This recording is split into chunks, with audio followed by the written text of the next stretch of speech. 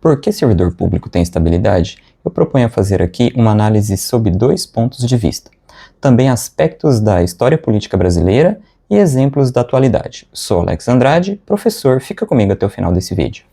A maior parte das análises e opiniões que eu tenho visto sobre esse assunto, a estabilidade do servidor, o porquê o servidor público não pode ser tão facilmente demitido, exonerado, desligado de suas funções, sob apenas uma ótica, sob a ótica do servidor, o foco no micro, o foco no indivíduo, na pessoa. Geralmente o foco está sobre aquele servidor que atende ao público. Eu me proponho a fazer também uma análise sobre uma visão macro que considere o servidor dentro do todo, dentro da estrutura administrativa pública como um todo. Antes de continuarmos, é muito importante que eu diga quem está fazendo a análise, quem sou eu. Eu sou servidor público, então eu estou deixando claro de onde eu falo do lugar de servidor público. Em história nós chamamos isso de o lugar social da fala. Então vamos fazer, como quase todos, uma análise a partir do servidor, foco micro. Então, obviamente que existem problemas no serviço público, existe pouca vontade, existe falta de compromisso, falta de responsabilidade, também existe crimes, existe corrupção, mas também existem medidas para inibir essas ações. Existem avaliações, eu, por exemplo, sou avaliado, então essas avaliações elas são periódicas, ela não foi só quando eu assumi ou me estabilizei na carreira, e existe também exoneração para servidor que comete desvios. Esses mecanismos podem e devem ser melhorados, mas existem. É também importante dizer que a estabilidade é um fator positivo para o servidor, e isso é bom para o serviço público porque o indivíduo tem algo a perder. Quando você tem algo a perder, você tende a valorizar. Mas o problema está exatamente ou tão somente no fato do funcionário, do servidor ser público, estar na iniciativa pública? Será? E na iniciativa privada, como é? Funciona tudo perfeito, não existe corrupção nas empresas privadas, não existe desvios, crimes, é tudo perfeito? Como é que é? Como é que você vê isso? Ainda considerando o foco micro, servidor público é tudo igual? Tem os mesmos interesses? Fazem as mesmas escolhas? Pertencem à mesma classe social? Naturalmente que não. Então vamos considerar assim, que um professor como eu, mais um desembargador, um militar de alta patente, também é um servidor público. E essas pessoas ocupam lugares diferentes na sociedade, fazem escolhas distintas, consomem produtos distintos, frequentam lugares distintos. Então, ao fazer uma análise sobre o servidor público, é importante ser honesto e considerar essas diferenças, não se trata de um grupo homogêneo. E no serviço público também existem atividades meio e atividades fim. É outra distinção que existe entre os servidores públicos, que é necessário ser considerada numa análise que se pretende séria. Outro ponto importante é dizer que o servidor público ele é um elemento dentro do todo, e certamente o menor, e deve ser o menor. Vamos pensar no trabalho de um juiz, por exemplo.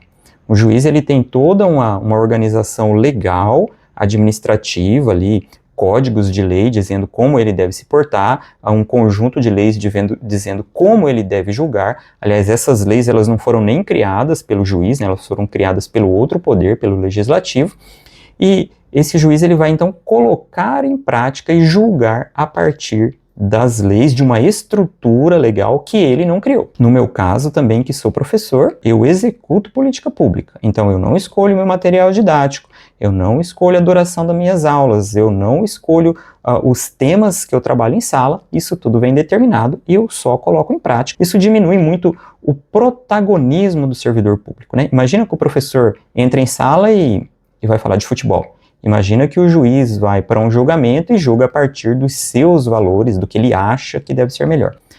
Os servidores públicos eles vão trabalhar, executar suas funções a partir da estrutura que ele tem em mãos para fazer. E o servidor público, sobretudo aquele de atividade fim, ele é a fachada da estrutura pública. Então ele às vezes não a fachada, mas o para-choque. Então ele passa a ser um alvo fácil de críticas, de agressões, de análises mal feitas e até tendenciosas. Passando para a segunda possibilidade de análise, num foco macro, nós ampliaríamos o zoom para enxergar toda a estrutura estatal. E eu diria que o grande beneficiado da estabilidade do servidor público é o próprio Estado. Vejamos, a estabilidade é uma camada de proteção da máquina pública. Ela é uma proteção criada pelo próprio Estado para impedir que pessoas ou grupos mal intencionados se apropriem da máquina pública, se apropriem da estrutura pública em benefício privado ou em benefício de poucos, e não em benefício de todos, como foi feito para funcionar. Quando da elaboração da Constituição de 1988, será que havia um lobby de motoristas, zeladoras ou professores? E esse lobby poderoso conseguiram eleger centenas de deputados constituintes, centenas de congressistas que elaborariam a Carta Magna para que houvesse então a criação da estabilidade do servidor? Será que foi assim? Obviamente que não, né? Ao elaborar a Constituição, os congressistas tinham em mente o passado recente do país. Um passado ditatorial, uma ditadura, como todas, violenta, sanguinária, perseguidora, que perseguia qualquer pessoa que se colocasse contra ou que criticasse o seu modo de operar. Importante salientar também que essa ditadura ela não foi uma ditadura meramente militar. O mais adequado é dizer que a ditadura foi uma ditadura cívico-militar. Diferentes setores da sociedade civil se beneficiou das relações que tinham com o Estado. Relações essas que não eram nada transparentes. Uma ditadura não permite imprensa livre, uma ditadura não permite críticas, não permite análise sobre como ela se comporta. Ao pensar na Constituição brasileira também considerou-se um passado histórico um pouco mais distante, onde o Brasil viveu o fenômeno político-social chamado coronelismo. No coronelismo, interesses particulares e de grupos políticos utilizavam-se da máquina pública para benefício próprio. A prática do coronelismo, daquele homem poderoso, do meio agreste, aquela figura quase folclórica, deixou de existir na República Velha. Só que algumas práticas da República Velha, que também era chamada de República das Oligarquias, e aqui eu destaco oligarquia, governo de poucos para poucos versus democracia, então a preocupação ao definir estabilidade do servidor público estava em como a Constituição deve preservar o interesse de todos em detrimento do interesse de grupos. Uma das estratégias é protegendo o servidor público, para que esse servidor tenha autonomia e não seja vítima do governo do momento, do mandão, do coronel que assumiu o governo no momento. Estratégias de corromper a coisa pública e de desviar a finalidade do interesse público, que deve ser voltado para todos ou para a maioria, não foi extinto com a República Velha. Eles continuaram existindo como sempre existiram e assumiram formas mais sutis, menos evidentes do que a da figura do coronel. Mais sutis e também mais perigosas. Então, diante dessas práticas culturais da política brasileira de se apropriar da coisa pública, uma das maneiras de proteger o corpo burocrático do Estado Nacional é dar estabilidade ao servidor. A quem interessa o fim da estabilidade do serviço público? Essa é uma pergunta importante quando você ouve uma análise focada unicamente no servidor, unicamente no benefício da estabilidade, ou a estabilidade colocada como benefício. Quem mais se beneficiaria com o fim da estabilidade do servidor público? O grande público ou alguns grupos? Vamos pensar em alguns exemplos da importância da estabilidade do servidor e como poderia ser se não houvesse estabilidade para o servidor público. É imprescindível considerarmos que toda estrutura administrativa pública é também uma estrutura de poder. Não esqueça dessa informação. Algumas estruturas públicas possuem orçamentos, elas são capazes de tomar decisão. Onde investir, em que medida investir, de quem comprar, de quem não comprar, quem contratar, quem não contratar. Decidem também sobre a vida de profissionais, influenciam sobre o fazer desse profissional, no resultado de seu trabalho e nas suas ações, podendo até levar o trabalhador a fazer coisas pouco republicanas, eu diria. Essas são estruturas de poder. Corrupção. Vamos pensar em uma definição muito simples de corrupção? Vamos pensar corrupção como o desvio da função principal para a qual algo foi criado ou pensado. Vamos imaginar uma história, uma cidade hipotética, uma cidade pequena, onde não há estabilidade para o servidor público. Então, nessa cidade nós temos um candidato a prefeito e ele sai durante sua campanha pedindo seus votos e oferecendo cargos públicos em troca de votos. E também para aqueles que já são funcionários públicos, ele faz o pedido de voto e diz que continuarão nos cargos caso tenham seu apoio, e se não continuarem, e se não o apoiarem, não continuarão trabalhando, serão demitidos. Então, o demitir ou contratar estando na mão do candidato, ele pode prometer todo tipo de cargo, desde quem limpa o chão até quem administra o orçamento público. Nesse caso, esse candidato sendo eleito, vão acontecer duas coisas. A primeira, a estrutura pública foi aqui usada para atender a interesse político particular desse indivíduo ou do seu grupo.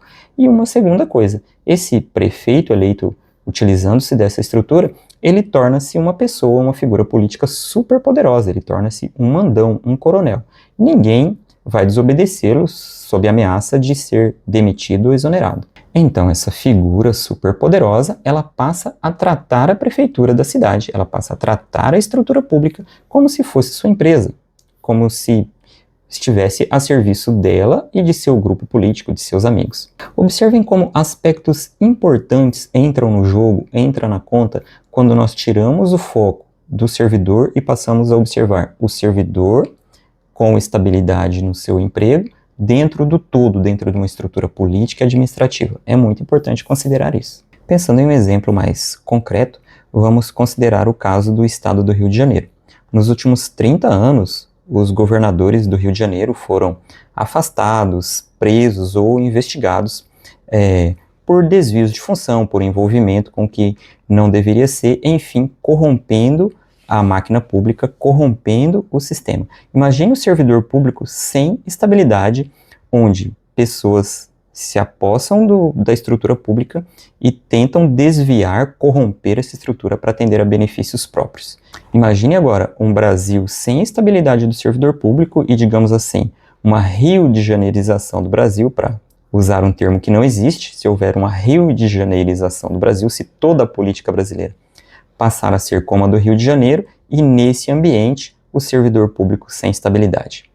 Certamente que grupos poderosos e à margem da lei se apropriariam da estrutura pública para utilizá-la em benefício próprio, em detrimento da maioria numérica, ou seja, do povo, mas da minoria em termos de poder.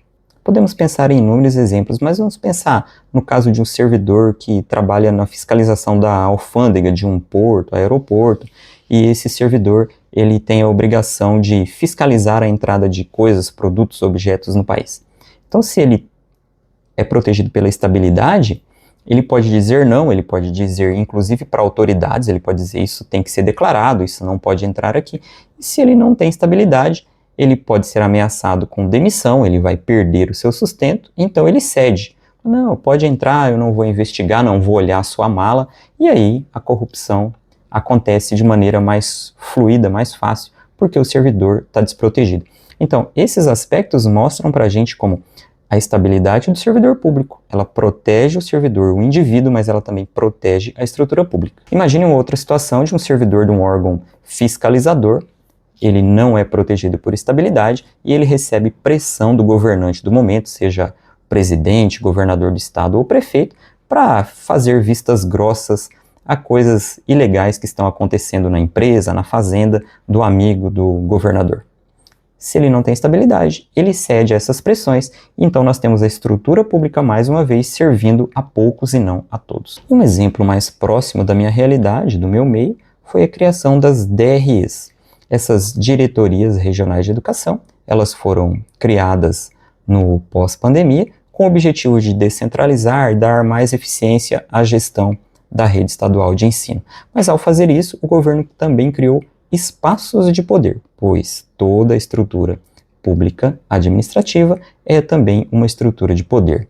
E qualquer estrutura de poder, ela é passível de ser usada para interesses particulares em prejuízo do interesse público. Eu não estou dizendo que eu estou dizendo que ela é passível de ser. Sobretudo quando a democracia fica fragilizada. Então esses diretores regionais, os diretores das DREs, eles são escolhidos pelo governador, pelo secretário de educação. Por sua vez, abaixo deles nós temos os diretores das unidades escolares, que antes eram eleitos pela comunidade escolar por pais e alunos, passaram a ser escolhidos pelas DREs. Existe lá um processo seletivo, mas eles são escolhidos pelos diretores das DREs. Então houve o quê? Uma verticalização e houve uma concentração de poder. Qualquer estrutura administrativa pública onde o servidor esteja sujeito aos interesses do gestor, do chefe do momento, do governante do momento, e esteja desprotegido de estabilidade, essa estrutura pública, esse órgão público, ela é um alvo fácil para que grupos ou pessoas que queiram se apropriar da coisa pública a utilizem para interesses particulares em detrimento do interesse público. São por esses e outros motivos, então, que existe a estabilidade do servidor público, para proteger, sobretudo, a máquina administrativa, a estrutura pública. Muito obrigado por me acompanhar até aqui, deixa seu comentário, se inscreva no canal, até o próximo vídeo.